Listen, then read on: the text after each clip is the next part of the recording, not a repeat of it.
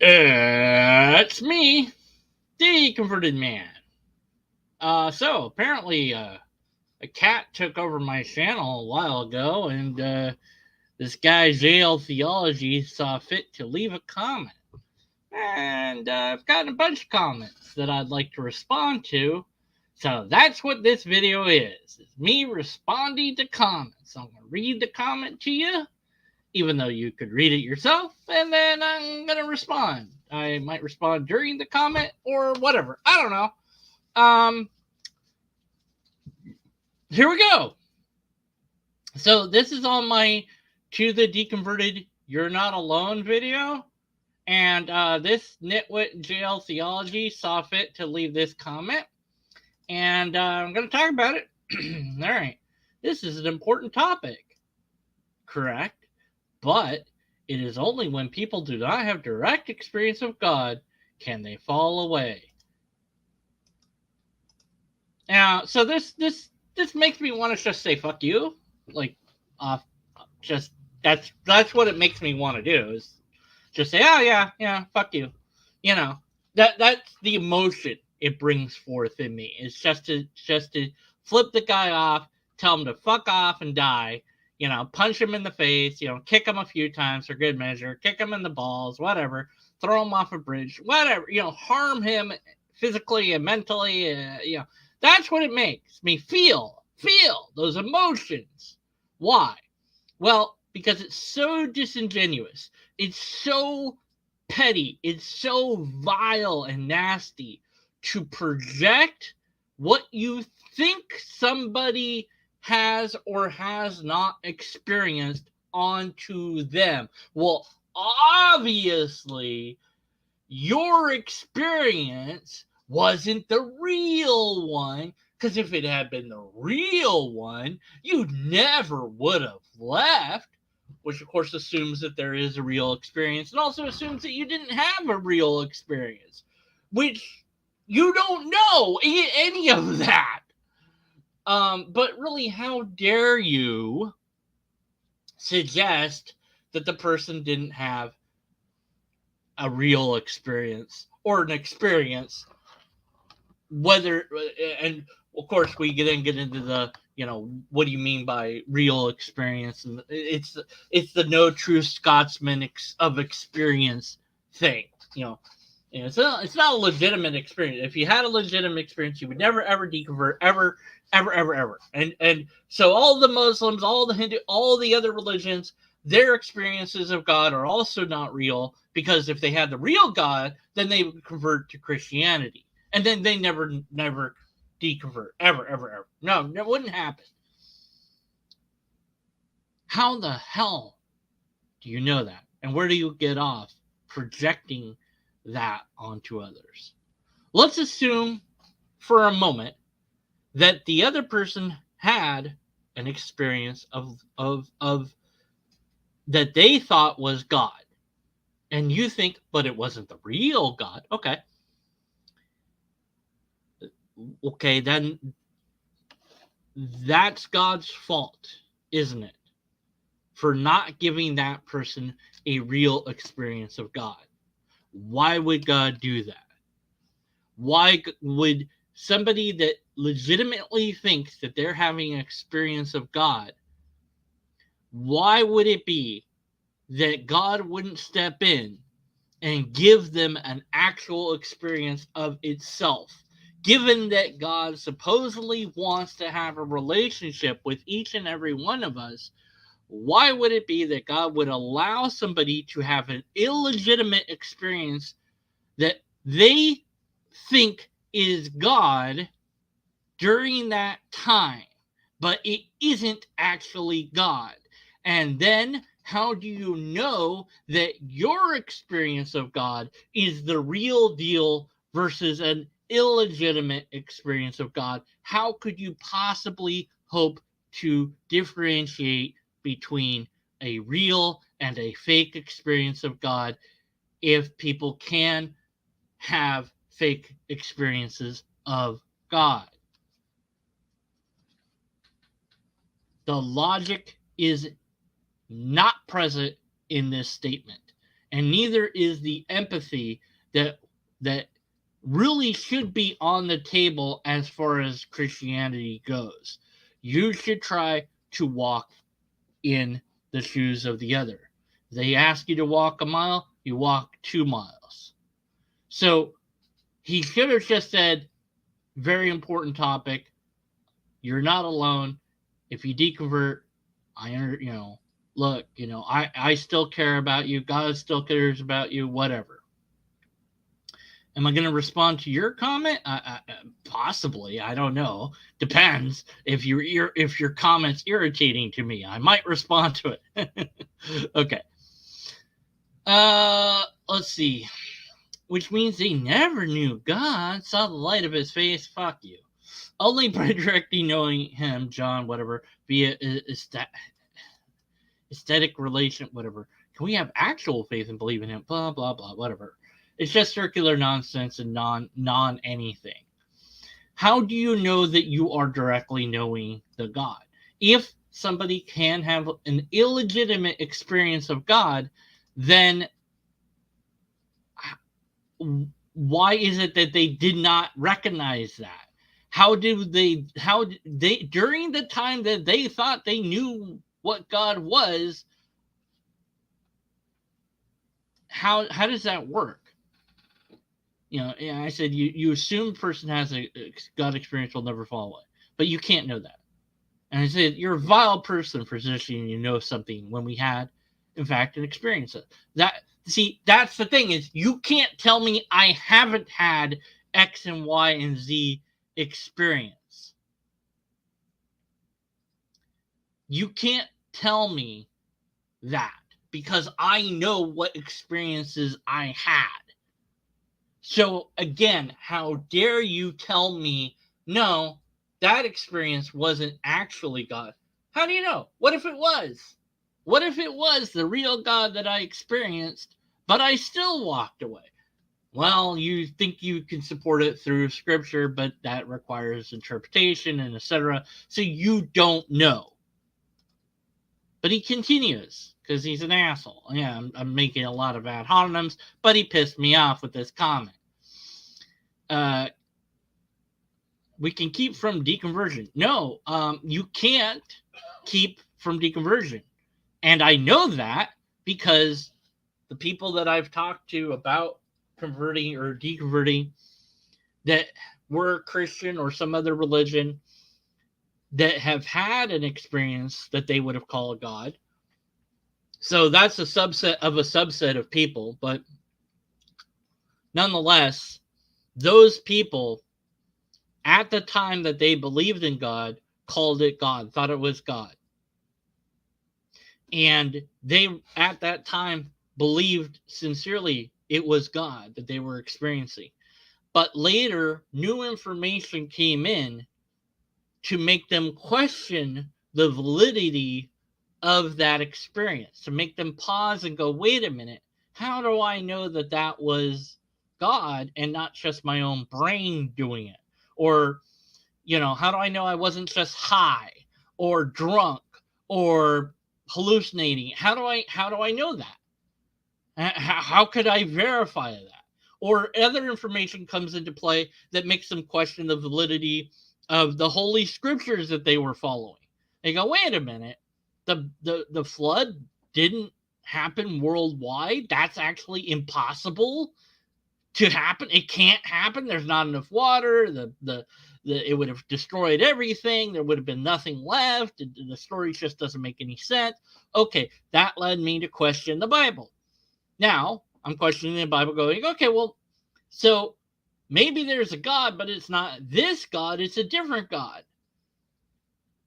But how would I know what God it is? I feel like I'm experiencing God, but if the Bible is incorrect in that part, maybe it's incorrect in all the parts, and somebody could conclude that. And although, I'd want them to do some more thinking, but whatever. Why would it be that they could not then say, maybe my God experience was of a different God, and then they deconvert from Christianity, but they converted to a different religion. Oh, because it wasn't the true God. It wasn't the real God. Because you were never really a true Christian. No true Christian fallacy. And that's all. That's all it is. Anyways, but he's got more. Because he's not done. Modern day Christianity is identified being one of bland belief in Creator God without experiencing the true God and knowing Him. Really? It is identified as that? How do you know that? Where do you get that idea from? I don't think that many Christians would agree with you on that.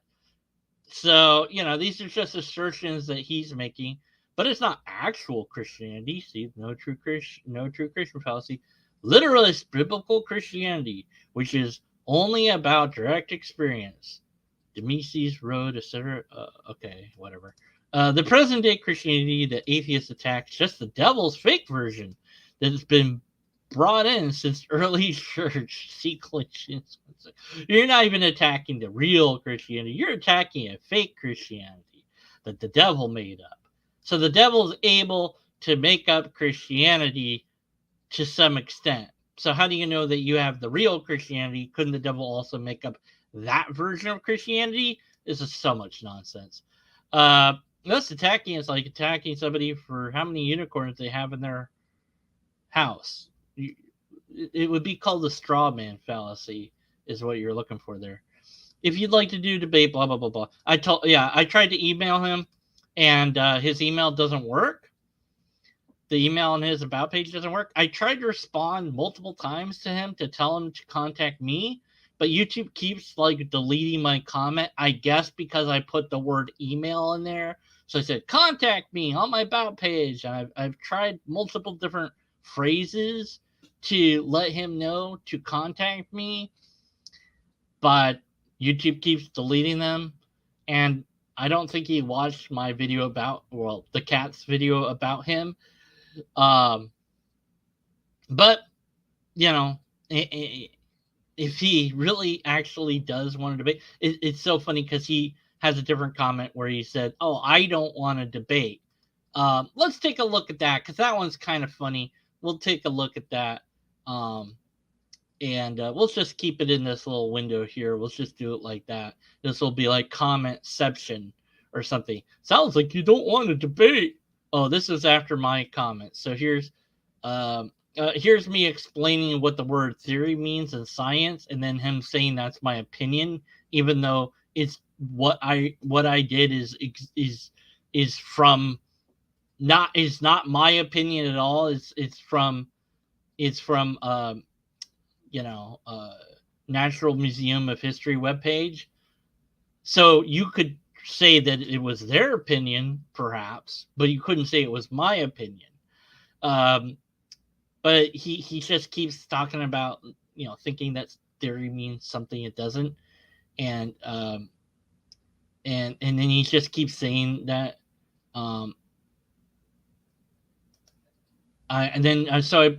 I put forth the rules of the debate, and then he says, I said, I'm not a tyrant. You can request a modification of the rules. And he said, sounds like you don't want to debate. Yeah, because I set forth rules that I don't want to. Clearly, I don't want to debate because I want rules. What sense does that make? I find atheists are always afraid to debate. You do? Really? I don't think that you do find that at all. I think you're lying there. And usually when you say there's rules, then that just means you're trying to block debate. No, it means I'm trying to have a fair debate. Perhaps you're the one that doesn't want to have a debate. Blah, blah, blah, blah, blah. Anyway, so see how I don't have a response? And why is it doing this? Where you hit reply, and then it'll say the thing will be here. Email let's see, see my about page to contact me about this. Let's see if that goes through. I don't know why it's doing this thing with the, it used to be that your little blinker, what the fuck do you call that, would be after their name. Now it's before their name. I don't know. Whatever. Fucking watch. I just posted that. So So let's see if it like is there. I know this is just no, it's still 7 replies. So I don't know, man. Fuck. Me of email. No, I shouldn't do that. Okay, contact. Uh-oh. What did I do? What the hell did I hit? Uh-oh. All right, let's see. I'll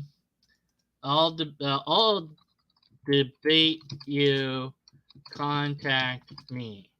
Let's see if that works. All right. So it says 7 responses. Ah, jeez. There, 8. Maybe it's actually taken this time. Okay. Maybe. All right. Whatever. All right. Anyways, okay, that wasn't the only comment that I wanted to address. So, let's see. Okay, so here's a different one. This happens on the creation of John Perry talking with Drew McCoy, which is the cosmic skeptic guy, and for whatever reason they mentioned platforming. So I exasperatedly said, "Are we really still talking about it?" And I rolled my eyes. I said, "Come on, how are you going to debate anything if you don't have someone who has the side that you're debating against?" Jeez, because I hate this. I hate this whole don't platform this person. Don't talk to person X, Y, and Z because that person is vile and evil. And you shouldn't talk to them. Ooh, why? Oh, because they're bad. Who cares? Why?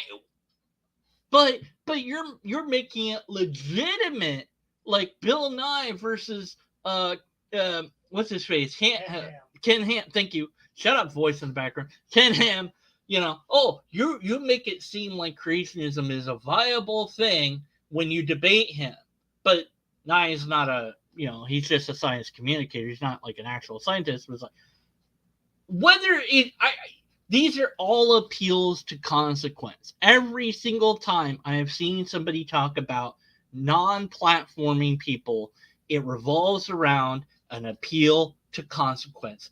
That person is bad, and talking to them on your channel, therefore, is bad.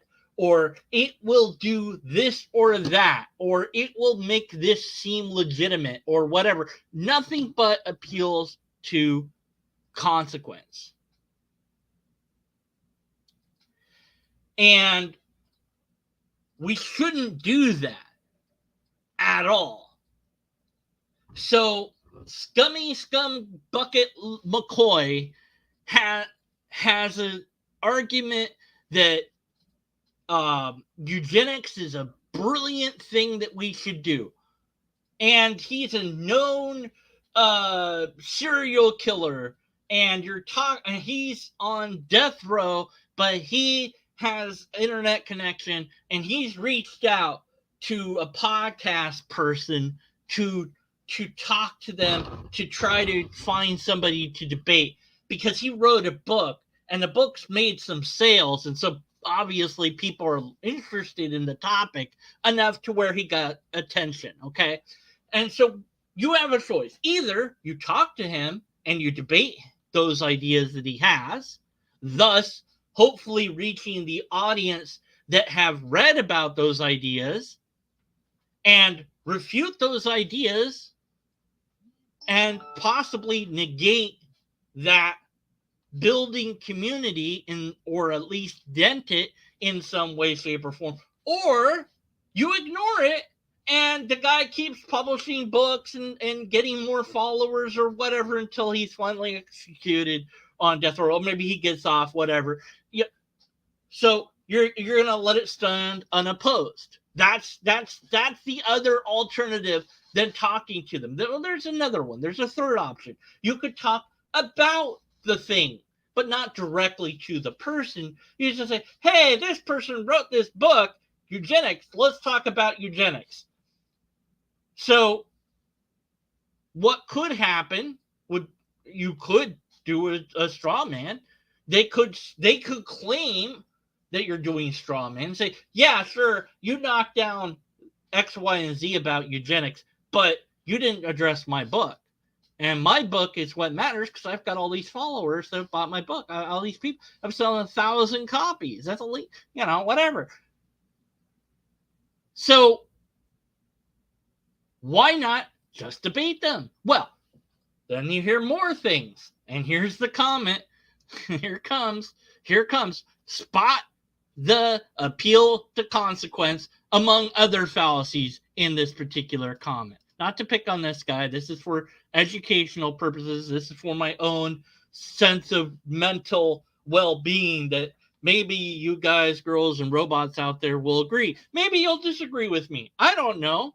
But, what's your stance on platforming? Maybe somebody can give me a valid and sound reason why we shouldn't platform some individual or group or whatever. Anyways, so he says, because fringe ideologies aren't entitled to be platformed. According to whom? According to you. That's your view. I don't know where entitlement comes in. I don't know how you would decide what is fringe or not. Like, is flat earth fringe? You tell me. What is a fringe thing? And even if it is fringe, so what? Someone believes it. Oh, but doesn't entitle to be plat. What does that even mean? What does that mean? Entitled. What's that got to do? Like, entitlement. Like, no. How about the idea that ideas that are out there that are wrong should be debated? Why is that not a virtue? I don't get it. You are free to decide what you think is beneficial to debate or not. Everything is up to debate. Everything is for debate. Everything is free grabs as far as debate goes, in my view. Every idea that is out there is entitled to be debated. There is no scale. There's no, you might find it, people debate Star Wars versus Star Trek. Obviously, Star Trek is better. Well, certain parts of Star Trek are better. Depends on which version of Star Wars you're talking about. I don't know. If you went the prequels versus Lower Decks, they both lose. No winners. Everybody loses that debate. But that's not important. There's no benefit. Sure there is. It's fun. There you go.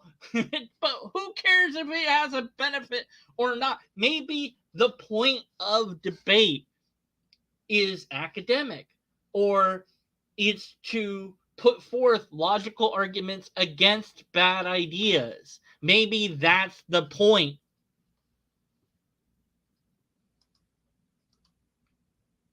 People treat debates as some sign of strength. Do they? Do they? Do they treat it as some sign of strength? I just view debates as something necessary to do because bad ideas, including my own, everything I'm saying could be a bad idea. I could be wrong in some way, shape, or form. I might have an idea that isn't fully formed, isn't well formatted, isn't coherent, isn't logical, etc. And I rely upon other people to debate me and tell me, hey, Deacon Ferdinand, you got it wrong.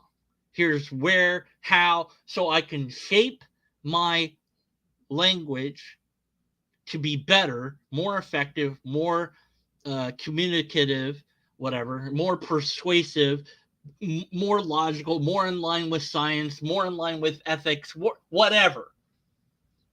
So if nobody debates me, I'm isolated. And my ideas, I don't know if they're good or bad. I have no idea. I put them out there and hope to hell that somebody tells me that they disagree. Here, Here, Danica, disagree. Just disagree. I don't know if they're disagreeing with me, the comment. I have no idea. But that's what I'm saying. It's like, hey, yeah, disagree. Fine. Let's have that. But what is that we're doing? If you disagree with me or I disagree with you or whatever, that is a debate. That is a civil thing that we use words and logic to apply to scrutinize each other's ideas in efforts to get to the best argument possible.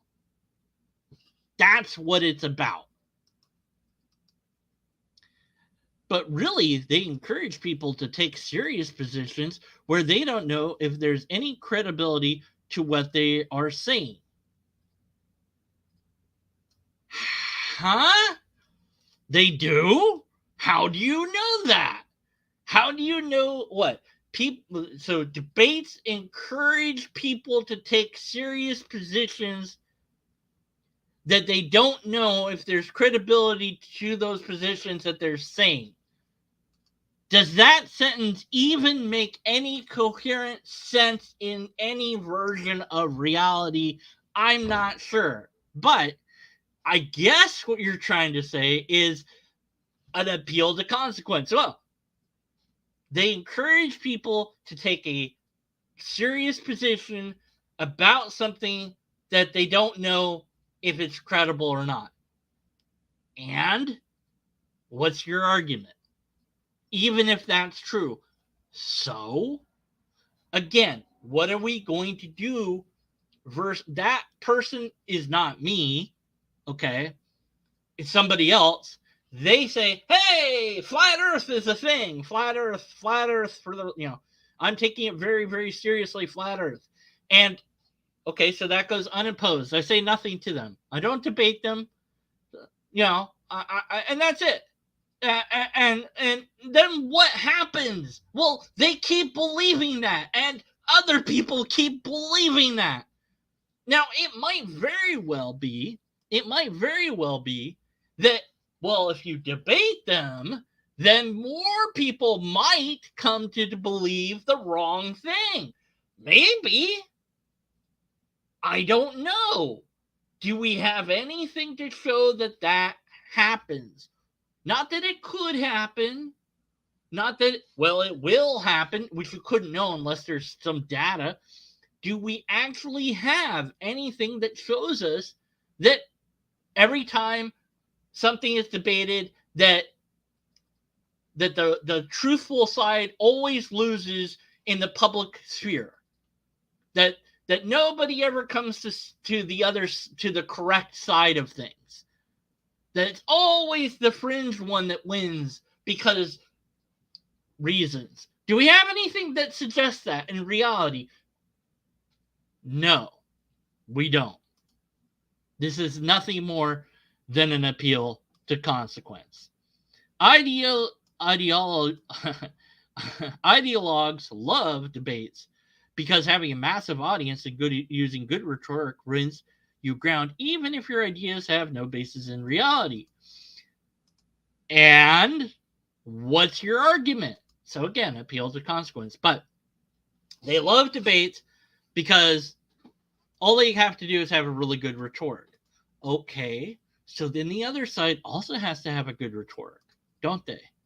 Now, some people are good at that. Some people aren't. Some people are great at public speaking. Other people suck. Some people are very charismatic. Other people aren't. There's many different approaches. And it's kind of like, well, it's this one single debate. I'm going to decide everything on this one debate. That might be true, but I don't know how many people that's true of. This is a fear that the bad idea will win. The bad idea will get more people than the good idea. That's a fear. That is a fear. And I don't know if that will happen. But I do know that putting forth the good ideas is absolutely 100% necessary. Because what other choice do we have? Let it fly Hey, say whatever you want, unopposed, unchallenged. Oh, yeah, Earth is flat, evolution's a lie, global warming's not happening at all. Climate change, whatever you want to call it these days. The alarmists, okay, maybe they were exaggerating, but whatever. Vaccines don't work. No medicine works. Hospitals are lying to you. And yes, you should click on that ad that says the government's giving away free money because that's totally something that the government does. Why not? Just say everything you want to say and nobody will ever oppose you. Right. Brilliant, right? Or maybe somebody needs to say, hey, no to that. No. Well, I have yet to encounter somebody that believes in the faith folk. But if I ever do, even though it's a very fringe belief, I'm going to go after that and tell them how wrong they are and why they're wrong and that that's not real and they should snap out of it. Oh, but the thing will happen, and how do you know? So, okay, so you make your rhetoric sound good too. Fight fire with fire. But what is this doing? Appealing to consequence. It's not easy to debunk and fact check technical material in the debate format. Depends on the format, but fair enough. Okay, but then you can set the controls pre-debate to say, here's what the topic at hand, and you must give citations for the thing that you're saying. Those citations will be checked beforehand to make sure that they really do support the things that you're going to say. And if they don't, you can't use them, and therefore you can't utter that. And I'm now flash back to the rules I posted for Nitwit a while back in this video. He didn't like those rules.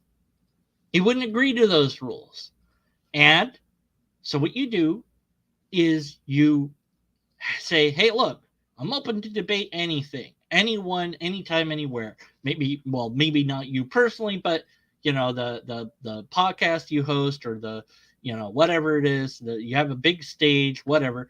Say, look, we will debate whatever the belief we want. We got a team of logicians here ready to go. We got some scientists, whatever. We can contact people, get them to come in, whatever.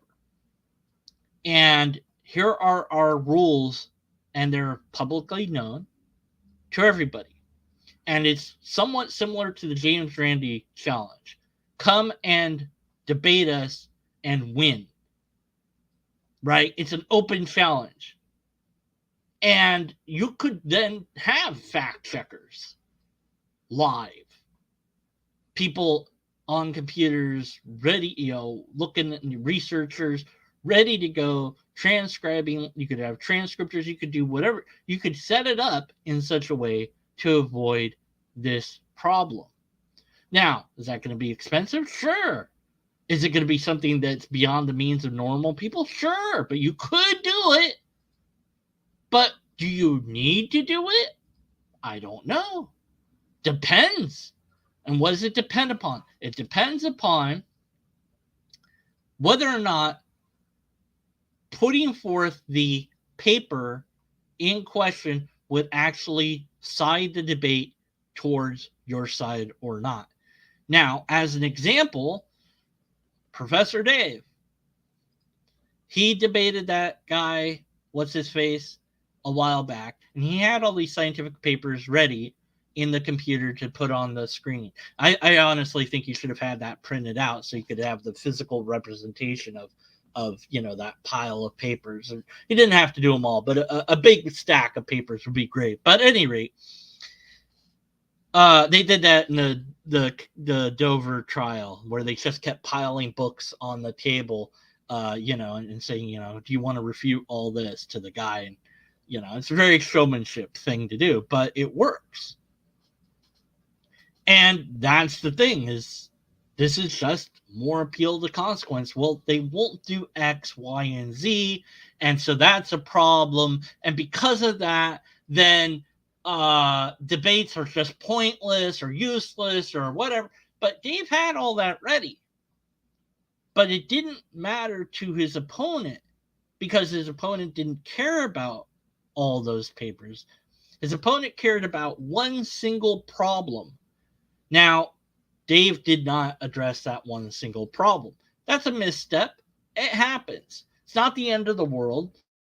Later on, after the debate, he did address it, and others addressed it and talked about it and pointed. And I learned how to read chemical formulas thanks to that. Answers in atheism, speed of sound taught me how to look at the damn formula, so I knew what was being talked about. And so the debate, even when it's over, there's still discussions about it that enhance somebody somewhere's understanding of reality to some degree. And maybe, oh no, bad things happen. Okay, so go to fix the problem rather than just use the problem as some reason or excuse to say, well, we're not gonna do debate anymore. Just give up on debate. Scientists probably avoid this for this reason. Or maybe scientists have other things to do and they don't care about debates. I don't know. You'd have to ask a number of scientists why they don't debate in public. It'd be interesting to listen to scientists debate about different theories that they have with each other. In fact, I subscribe to channels that have that. So, it's out there.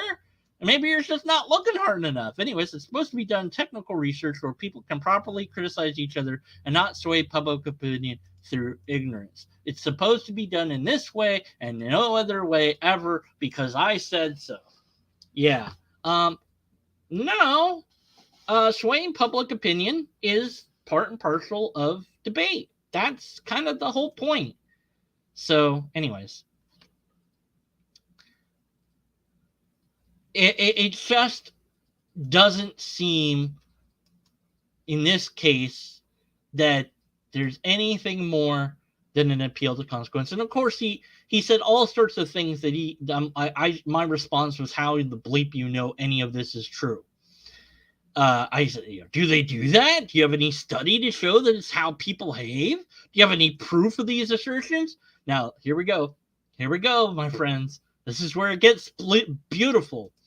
I gave a mixture of opinion, fact, and common sense. Well, you should know how I feel about common sense. Not a thing. How do you expect me to answer your question with papers? Well, you would have a study that shows that people behave in the way that you suggested. This seems disingenuous. No, it's asking you to prove your point, which you're not doing. I've watched debates, and I can recognize how these things work. He's got magical abilities, apparently. I'm not saying debates are bad, but I'm skeptical of the debate process, especially when you're talking about a technical subject. You're free to be skeptical, but you also need to apply critical reasoning and critical thinking here. But if people don't know what you're talking about, psychological factors play a huge role in what people come away with, based on what studies.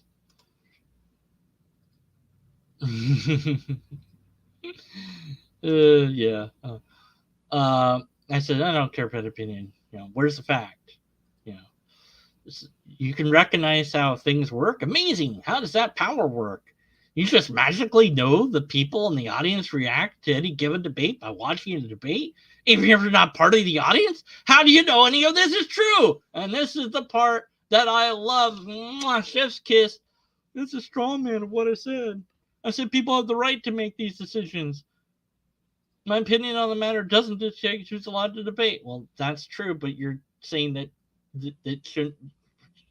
Whatever. You're not advocating for deplatforming. Why are you justifying it? Yeah, exactly. Let's see. Okay, so here's the comment. Here's the thing that I loved. It's not always appropriate to ask for proof. It's not always appropriate to ask for proof, everybody. That's it. That's who? We're done. We're done. That's it. I don't need to read the rest of his comment. I don't need to read the rest because you don't have to ask for. No, it's not. Sometimes it's okay to not. It's not appropriate in certain circumstances to ask for proof. Whatever those circumstances are, not appropriate to ask for proof. Well, yeah. There you go. Yeah. Yeah, just assert things, and if I deem it appropriate to ask for proof, then you're allowed. But if it's inappropriate to ask for proof, you're not allowed to ask for proof. So I can just decide what I do or don't want to prove. Brilliant. Brilliant. Brilliant. Insanity. Whatever. Stupidity. Okay. Anyways, all right. So Germania. I disagree with the converted man on anything. He could say there's Saphir, and I disagree. Yes, and I could say I say Germania.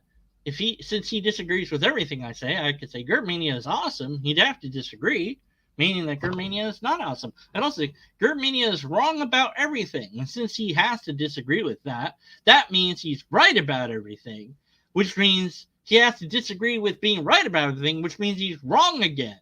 But he can't be wrong because he'd have to disagree with that. And I don't think there's room for debating things like what was Hitler right? Never, no way. Yes, actually, I would debate somebody.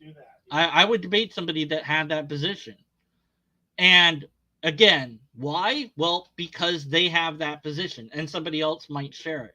So what is my choice? Either I just ignore it and go, well, that opinion is out there and goes unchallenged. Nobody ever writes a book about how that's wrong. Nobody says anything about why that view is wrong.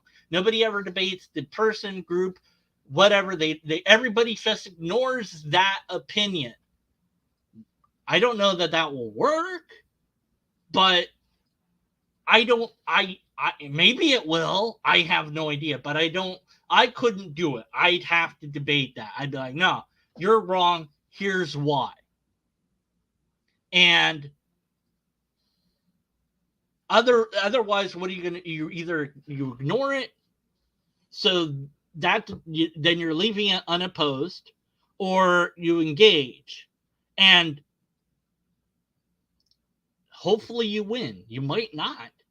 But what other choice do you have?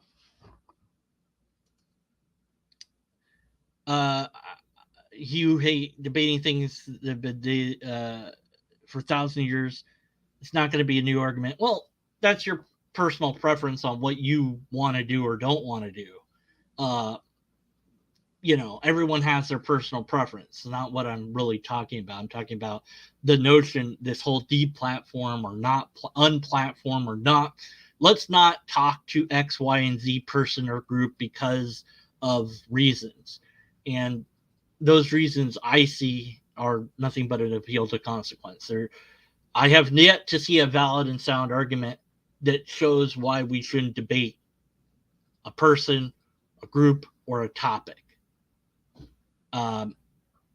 Debate is not for science. Sure it is. Scientists debate all the time. Let's see. There's thousands of books proving Hitler wrong. Right, exactly. So that's a debate, isn't it? So writing a book that's opposed to an idea is a form of debate. So somebody that says, hey, Hitler was right, they could write a book as well. And so you could be like, well, here's all these books that say no to that. Have you read all that? Have you responded to all that in your book? Well, that's a debate you're now having with that person. You could at least tell them about the names of all the books that disagree with them at the very least. It doesn't have to be a sophisticated debate, but then that at least refutes it at some level. Otherwise, it goes unchallenged. Debate deconverted man about the temperature of the sun. I have no idea what the temperature of the sun is. Hot. Science is never advanced by debate. Really? It's not? How do you know that? How do you know that? And I mean, then I guess scientists that debate each other all the time about various different subjects, are they doing it wrong then? I mean, we got to get away from these all or nothing statements. It's not logical.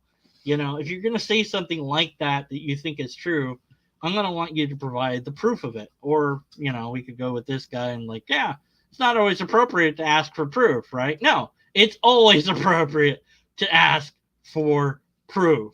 Always, every time. So,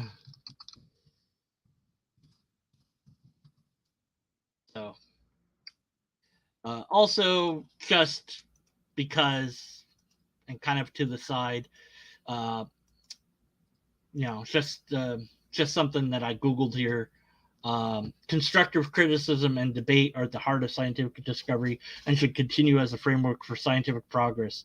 Scientists do not have the answers on healthy scientific debate. Science advances from science.org. But maybe they're wrong. And, and Diana Katz right. Could be. I don't know. Just saying. But the fact that we're debating on that too, somebody might say that's silly or pointless or whatever. But what my point is you advocate an idea that you have. Now your idea is subject to criticism and commentary by everybody else because you put it out there into the world. And ideally, yourself should be the one that checks to make sure that your idea is correct before you put it out there into the wild. But we don't do that. People, sometimes we're lazy. We forget. We don't think about it. Like, I just want to say stuff. A lot of what I'm saying now is just open things that come into my head that I'm saying, right? So I could be very wrong. I'm not being nuanced. Maybe I'm not being fair, whatever. You could say all sorts of things, right? And that's fine. And I'd be like, yeah, sure. But this is, I'm debating your point, and so you have to then forward your point in some way, shape, or form that convinces me that you're correct. And if you're unwilling or unable to do that, then I'm skeptical of your conclusion, and everyone else should be, including you. And hopefully we all do that.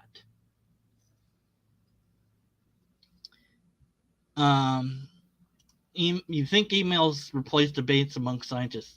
Maybe, I don't know. But you're debating in the email. I would think. You mean maybe public debate or something like that? I don't know. But yeah, I mean, whether it's a private or public debate, you're still debating. So,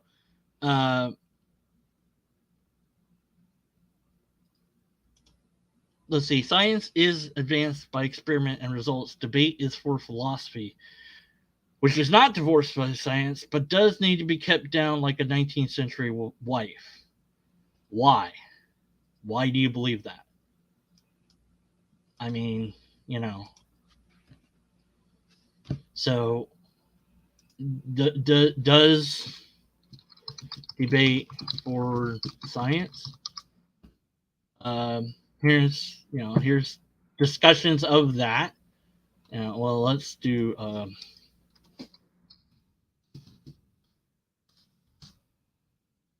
Let's see. Scientific dissent, public policy, understanding public opinion and debates over biomedical things. So there is a debate about whether or not we should debate. That exists too. But to just make the claim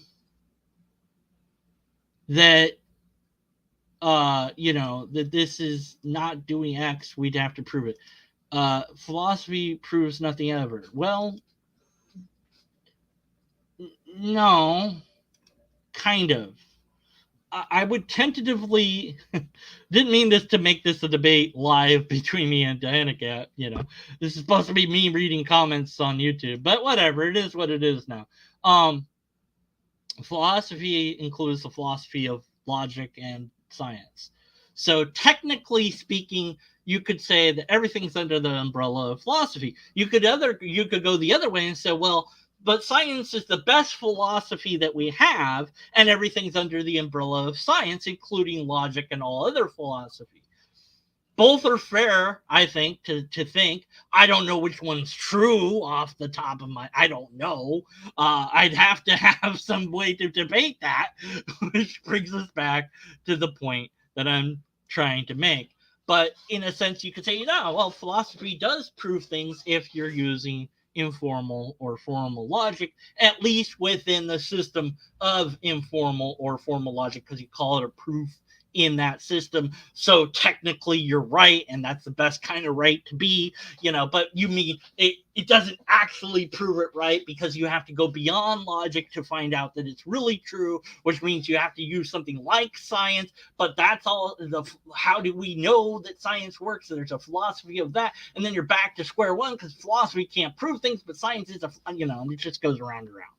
So I get what you're saying, but I think I get tired sometimes of philosophers thinking that they're big stuff, that, I know all this philosophy and that makes me right. It's like, no. Or that, well, you can't prove anything. You can't prove everything with science. Well, no, I don't know about that. Maybe you can. I don't know. I don't want to say that you can or can't, because I don't know. So I think we got to be careful with these superlative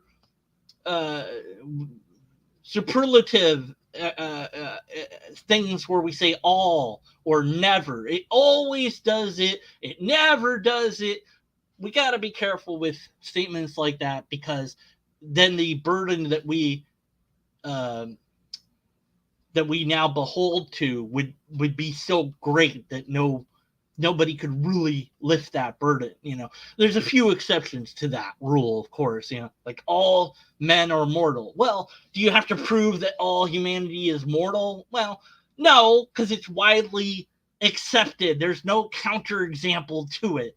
And of course, then, I go, well, but Jesus, I mean, he was a man and was mortal, and he came back to life, so he's not really mortal. It's like, well, but then he's not really a man either. So, so it still stands. All regular men are mortal, and but you could get into the weeds with that. But the point is,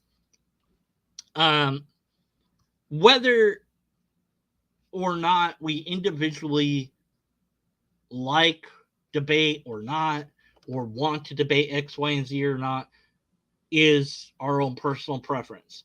And I see a very big problem in advocating for and or suggesting that unplatforming, deplatforming, no platforming any individual group, unless you have a valid and sound argument for why that's something to do, then perhaps advocating for that idea is a bad idea, which deserves to be debated. Okay, I think I had a couple more comments I wanted to go through. Oh yes, I definitely did. Yes, I did. I did. Where was it? Where is it? Okay. All right. Here's that. To kind of switch topics, whatever.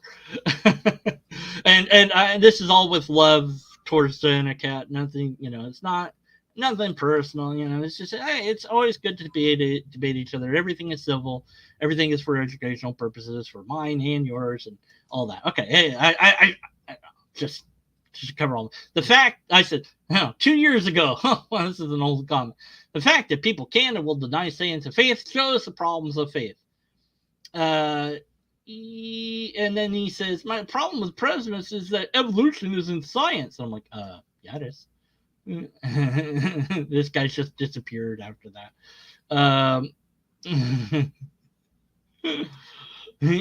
Should we put our faith in scientists and YouTubers instead? No, just facts. Yeah, but facts are not verifiable by average Joe. Sure they are, actually. They need to have faith in these scientists done the experiments correctly and represent the data accurately too.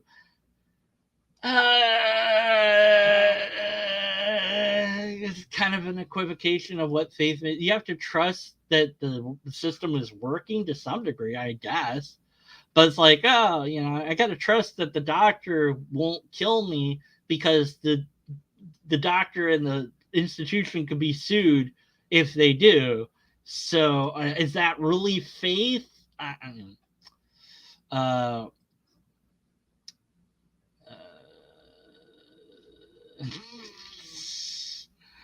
Anyways, but this guy, this is the when I was wanting to talk about. Darwinian evolution came from a 14,000-year-old religion, Hindu evolution. It's literally a religion. I just said, nope. He said, one simple search proves I'm correct. So I did search. And I said, well, Wiki talks about that. And when I looked deeper, Hindus did have an idea that humans and animals had some relation to each other. But it's not the same as the science that Darwin has or had. And then there's an abstract of it by David L. Gosling that I posted. And then I said that Hindus incorporated the science into their religion after the fact, not before.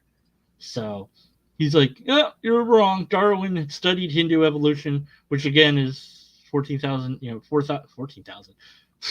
Can't read numbers. 4,000-year-old before coming any conclusions from finches. I don't know how he knows that, but whatever. Evolution was already in his head. Doesn't matter even if it is true. So read up on how he got his idea. Then you can research the 7 stages of Hindu evolution. I don't care about it. I said that's a genetic fallacy and equivocation. Even if what you said is correct, it doesn't make evolution a religion. He said evolution and Darwinian evolution aren't the same thing. Darwinian evolution is a religion.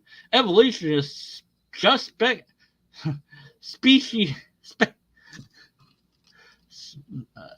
My brain turned off. My brain just turned off with that word. Speciation. I thought he said speculation. I really did. So I shouldn't have said nothing. Yep, incorrect. And I just said prove it, whatever. So yeah, here's another nitwit that doesn't understand evolution. I guess thinks that it's religion because I don't know his faith, or I guess he's a Hindu. I don't know. But it's yeah, I don't know. So that one's weird. Okay, so. That's it. That was me reading about comments that I wanted to read and talking about them, and also responding to Danica, which was cool. That was fun. Hope they enjoyed that. Hope you enjoyed it, wherever you might be. And whatever. Since I'm winding up here, and I don't want Danica to feel like I'm not responding to them, because they said they could provide that. I'm guessing they're talking about proof, argument, etc. Whatever. Yeah, I got. Check it out. Okay. All right. That's all for now. And I will respond to some theist at some point, I'm sure. And it might be one I haven't gotten around to in a while. Might be Mark, missing the mark. It might be adherent to apologetics, because I had that series. I need to get back to that just to finish it, be done with it. Still haven't reviewed God's Not Dead #4. Didn't forget about that. I haven't forgotten that I said I was going to do that. I still don't want to do it, so I'm putting it off again. It's going to become a recurring meme. Anyways, all right. Thanks for watching. Post comments, do the thing, and lobsters.